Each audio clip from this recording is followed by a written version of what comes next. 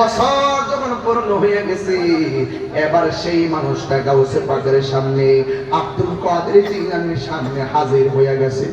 এখন প্রশ্ন করবেন, তাহির হুজুর একটা বছর পর্যন্ত তিনি এখানে বাস করলেন, চুলা নাই, খাওয়া নাই, কি খাইছে? দলিলের মধ্যে পাইলাম তিনি একটা বছর শুধুমাত্র পানি পান করছে, আর জঙ্গলে লতা পাতা খাইয়া একটা বছর ওই জঙ্গলে কাটাইয়া দিছে। এক বছর পরে লোকটার ঝলক দিয়া পলক হয়ে গেছে।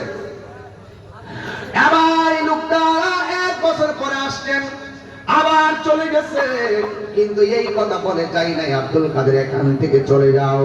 কিন্তু ওই লোকটা চলে যাওয়ার পর আবার দ্বিতীয় বছরে গণনা হয়ে গেল। 1 মাস 2 মাস 3 মাস করে 2টা মাস চলে গেছে, 2টা মাস চলে গেল, 2 বছর হয়ে গেছে। সেখান থেকে আব্দুল কাদের জিলানী নড়াচড়া করে নাই। ওই মুহূর্তে 2 বছর পরে ওই মানুষটা আবার গাউসে পাকের সামনে আসলেন। এখন প্রশ্ন হলো, হুজুর প্রথম বছর লতা পাতা খাইয়া কাটাইছে, এবার দ্বিতীয় বছরটা কি খাইয়া কাটাইছে? দ্বিতীয় বছরটা গাউসে পাক ভারী খাবার ডিলেট করে দিছে, শুধুমাত্র পানি পান কইরা 2টা বছর কাটাইয়া দিল। এবার তৃতীয় বছর শুরু হয়ে গেল, 2 বছর পরে ওই মানুষটা আমার সামনে আসলো। সুবহানাল্লাহ।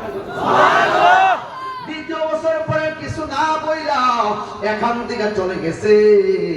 চলে যাওয়ার পরে আবার গণনা শুরু হয়ে গেল, আবার 3টা বছর পার হয়ে গেল। এখন বলবেন, ও হুজুর, ও হুজুর, তৃতীয় বছরটা তিনি কিভাবে এখানে কাটাইলেন?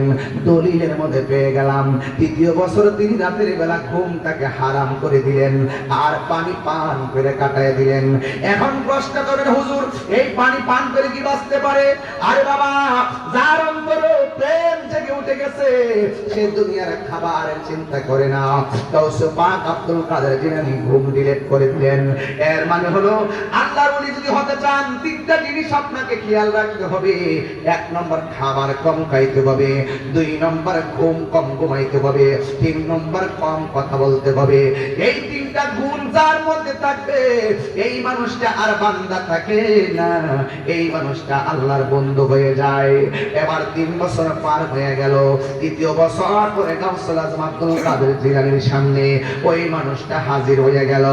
ও আব্দুল কাদের, 3 বছর হয়ে গেছে, যাও যাও, নিবিড় অরণ্যে একাকী চলে যাও, আমি তোমার অর্ডার দিয়ে গেলাম। এখন প্রশ্ন করবেন, তাহিরি হুজুর এত গভীর রজনীতে এই লোকটা যে আসছে, এই লোকটা কেবল যার চেহারার মধ্যে শুধুমাত্র নূর আর নূর, নূর আর নূর, এবং তার হুকুমটা গাউসে পাক এমন ভাবে কেন আমল করলেন? একটা মাত্র কারণে আমল করলেন। ওই গাউসে পাক বলে, আমি চেহারাটা দেখে বুঝতে পেরেছি তিনি সাধারণ কেউ না, তিনি আল্লাহর মাহবুব বান্দা। এখন প্রশ্ন করবেন, হুজুর যেই মানুষটা গাউসে পাককে রূহানি সবক দিয়া গেল, এই মানুষটার নাম কি? তিনি আর কেউ না রে, তিনি হইল হযরত খিজির আলাইহিস সালাম। এ পূর্ব কদম হাটার বাবা, ও রাজনগরের বাবা, আজকে একটা ওয়াজ বাড়িতে নিয়ে যান, জীবনে কোনোদিন পানির মধ্যে পেশাব করবেন না, কারণ পানির নিচে একজন লোক এখনো আছে, কানা আবদান সালিহান, তিনি একজন আল্লাহর নেক বান্দা, যার কাছ থেকে মুসা নবী তরিকতের সবক আনছে।